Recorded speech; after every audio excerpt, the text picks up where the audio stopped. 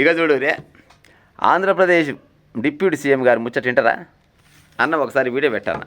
ఈ వీడియో విన్నాక నన్నన్న తూ అనూరి, లేకపోతే తననన్న తూ అనూరి విన్నాక ఈయన ప్రయత్నం చేయి, పెట్టాను వీడియో. అన్ని బయటికి పంపించి రాష్ట్రాన్ని విడగొడితే నాకు ఏడుపు వచ్చింది.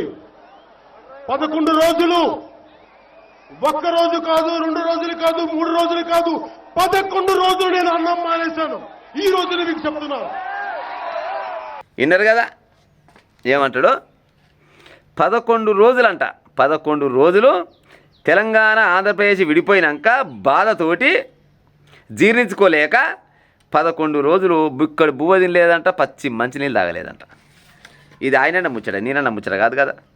మరి 11 రోజులు ఇక్కడ బువ్వ తినలేదు, పచ్చి మంచినీళ్ళు తాగలేదు.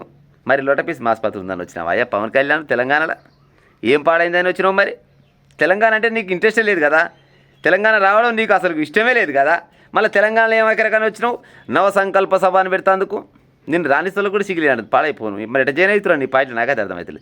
ఈ తెలంగాణ అంటే అసలు ఇష్టమే లేకపాయే.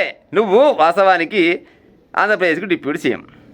కర్మజాలి, ఒకవేళ కర్మజాలి ఏది చంద్రబాబు నాయుడుకు గట్టిన ఏదన్నా ఏమన్నా రోగం వచ్చిందనుకో, జ్వరం వచ్చిందనుకో, 6 నెలలు మంచం మీకెళ్ళి దిగకుట్టే నువ్వే కదా ఆడ మొత్తం చూసుకునేది.